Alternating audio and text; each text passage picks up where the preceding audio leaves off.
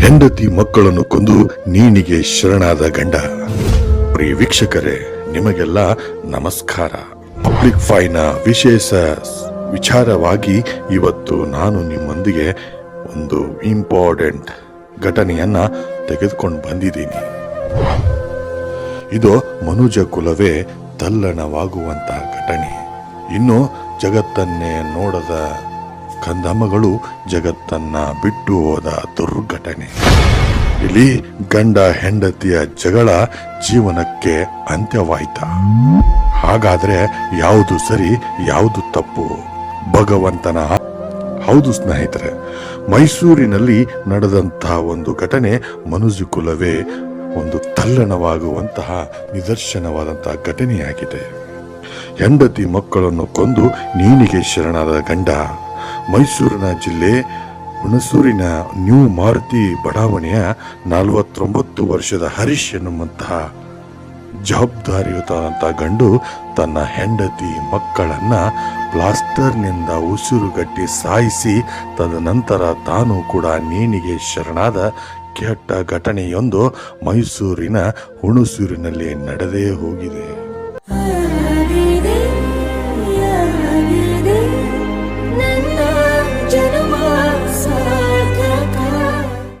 ಇಂಥ ವಿಚಾರಗಳು ಬಂದಾಗ ನನಗೆ ತುಂಬಾ ಬೇಸರವಾಗುತ್ತೆ.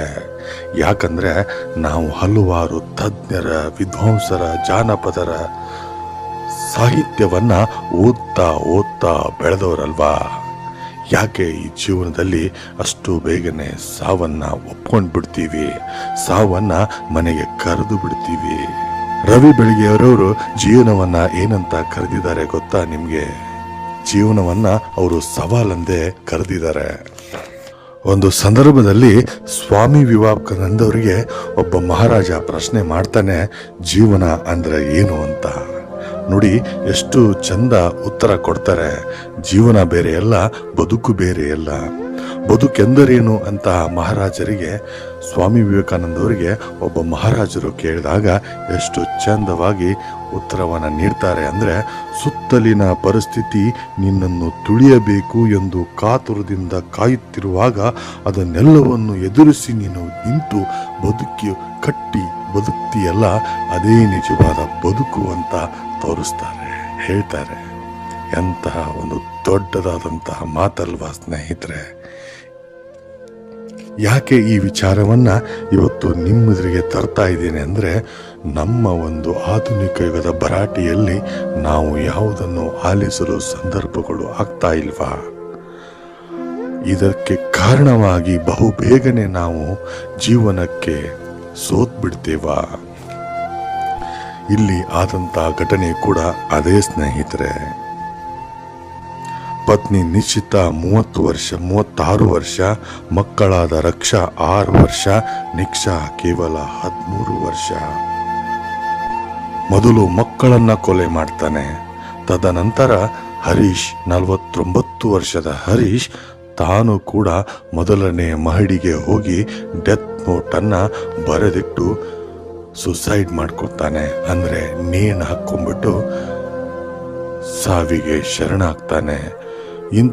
ಇಂತಹ ಘಟನೆಗಳು ನಮ್ಮ ಸಮಾಜದಲ್ಲಿ ಸಂಭವಿಸ್ತಾ ಇರುವಂಥದ್ದು ಬಹಳ ದುರ್ಘಟನೆ. ಅದಕ್ಕೆ ಹೇಳ್ತಾ ಇದ್ದೀವಿ, ಕೆಲವೊಂದು ಸಂದರ್ಭದಲ್ಲಿ ಸಾಹಿತ್ಯವನ್ನ ಓದಿರಿ. ಸಾಹಿತ್ಯವು ಏನಾಗುತ್ತೆ ಅಂದ್ರೆ ಜೀವನದ ಪರಿಚಯ ಮಾಡಿಕೊಡುತ್ತೆ. ಅಷ್ಟು ಬೇಗ ಸಾವನ್ನು ನಾವು ಸ್ವೀಕರಿಸೋದಿಲ್ಲ. ನಿಮಗೆ ಗೊತ್ತಿರುವಂತಹ ರವಿ ಬೆಳಗೆರವರೊಂದು ಹೇಳ್ತಾರೆ, ಏನ್ ಗೊತ್ತಾ, ಮಹಾನ್ ಭಾಷಣಕಾರರು, ಮಹಾನ್ ಅಕ್ಷರ ಬ್ರಹ್ಮ ಆದಂತಹ ರವಿ ಬೆಳಗೆರೆಯವರು ನಮಗೆ ನಾವು ಅರ್ಥವಾಗಬೇಕು. ನಮ್ಮ ಬೆಸ್ಟ್ ಫ್ರೆಂಡ್ ನಾವೇ. ನಾವು ನಾಸ್ತಿಕರು. ಜೀವನಕ್ಕೆ ಬದುಕಿಗೆ ಹೆದರಬಾರದು. ಅದು ಕೊಟ್ಟಂತ ಸವಾಲುಗಳನ್ನ ಎದುರಿಸ್ತಾ ಸಾಗಬೇಕು. ಹೀಗೆ ಹಲವಾರು 10 ಜನರು ನಮ್ಮ ಜೀವನದಲ್ಲಿ ಆದಷ್ಟು ವ್ಯಾಖ್ಯಾನಗಳನ್ನ ಬರೆದಿಟ್ಟು ಇಂದು ಪುಸ್ತಕದಲ್ಲಿ ಅಜರಾಮರವಾಗಿದ್ದಾರೆ. ಇಲ್ಲಿ ಏಕೋ ಏನೋ ಗೊತ್ತಿಲ್ಲ, ಹರೀಶ್ ಅವರು ಮಾಡಿದಂತಹ ಒಂದು ಘಟನೆಯಿಂದ ಇನ್ನು ಜಗತ್ತನ್ನೇ ನೋಡದ 2 ಕಂದಮ್ಮಗಳು ಜಗತ್ತನ್ನೇ ಬಿಟ್ಟು ಹೋಗಿರುವುದು ಬಹಳ ನೋವುಂಟನ್ನ ತಂದಿರುತ್ತೆ. ಇದೇ ಇವತ್ತಿನ ವಿಶೇಷ. ಪ್ರತಿಕ್ಷಣದ ಸುದ್ದಿಗಾಗಿ, ಪ್ರತಿಕ್ಷಣದ ಸಂಗತಿಗಳಿಗಾಗಿ ನಮ್ಮನ್ನ ಸಪೋರ್ಟ್ ಮಾಡಿ, ನಮ್ಮನ್ನ ಪ್ರೋತ್ಸಾಹಿಸಿ ಅಂತ ಹೇಳ್ತಾ ನಮಸ್ಕಾರ ಮಾಡ್ತಾ ಇದ್ದೀನಿ.